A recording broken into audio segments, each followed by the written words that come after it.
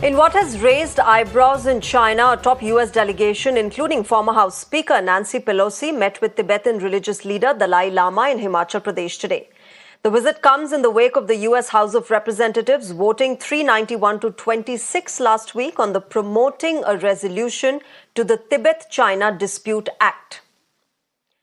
Now, as per the Act, United States public diplomacy efforts should counter disinformation about Tibet from the government of the People's Republic of China and the Chinese Communist Party, including disinformation about the history of Tibet, Tibetan people, and Tibetan institutions, including that of the Dalai Lama. The bipartisan delegation from the United States Congress, led by the House Foreign Affairs Committee Chairperson Michael McCaul, is in Dharamshala since Tuesday. Nancy Pelosi drew a sharp contrast between Chinese President Xi Jinping and the Dalai Lama, saying nobody would remember Jinping. His Holiness the Dalai Lama, with his message of knowledge and tradition and compassion and purity of soul and love, he will live a long time and his legacy will live forever. But to you, President of China, you'll be gone and nobody will give you credit for anything. Now, reacting to the visit, Chinese Foreign Ministry spokesperson Lin Jian said, and I quote, "We urge the US side to fully recognize the anti-China separatist nature of the Dalai Group, honor the commitments the US has made to China on issues related to Xinjiang, have no contact with the Dalai Group in any form, and stop sending the wrong signal to the world," unquote. But that is exactly the message that America had been wanting to send: solidarity with Tibet and a counter to China.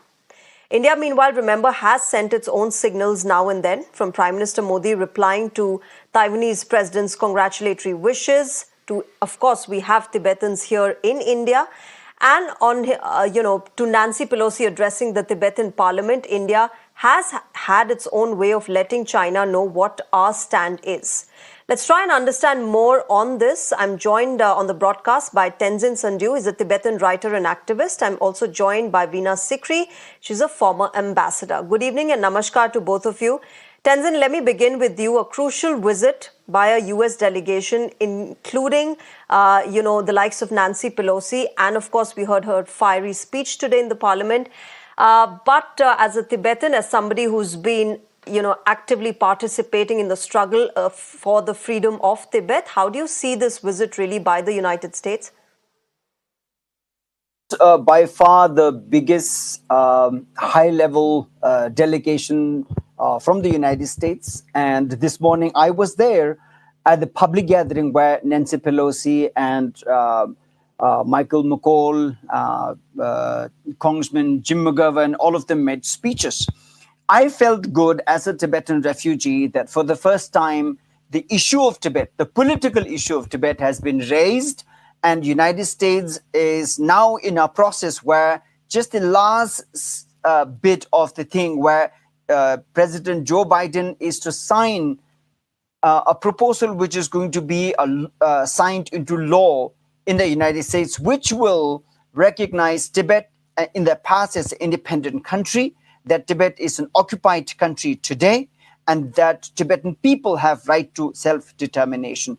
This is a very important recognition. It will give visibility to Tibet, the correct recognition of Tibet and the cause of Tibet. I felt, I'm someone who was born and brought up here in this country, India. We are grateful to India that India has given us the space and freedom to nurture our culture, our democracy. But Tibet as a political issue has never been raised here in this country, but United States has. But where I see that India, Tibet, and United States could come together is China has designs, expansionist designs, not only in South China Sea and Indo-Pacific. China has designs on India. China has started to say that Arunachal Pradesh is part of China. Now they are looking at Ladakh, at various other places. And also China has been troubling Nepal and Bhutan also. China's expansionist design is needed to be given back or in their own currency, and United States is doing that. So therefore, I feel happy Okay. that for the first time the political issue of Tibet is being raised. And now the significance of this is when United States says that Tibet is an occupied country, United States is actually questioning 1/4 the size of China. Tibet is 2.5 million square kilometers of land. Tibet is, in effect, the largest neighboring country of India, sharing 4,000 kilometers of borders with India in the Indian Himalayas.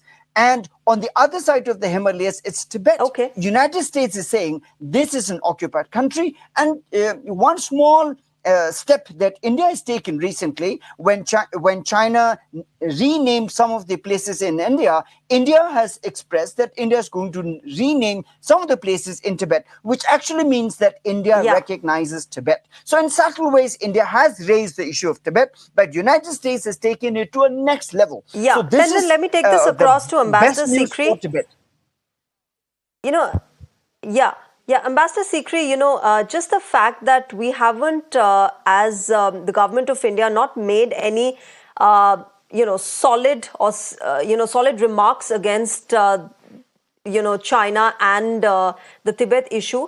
But we've sent our own signals, we've sent our own messages. Just the fact that Nancy Pelosi was able to address the Tibetan parliament, she was welcomed along with her delegation within India and address this issue and extend their support to Tibet and its cause, says a lot about what we want to send out as a signal to China.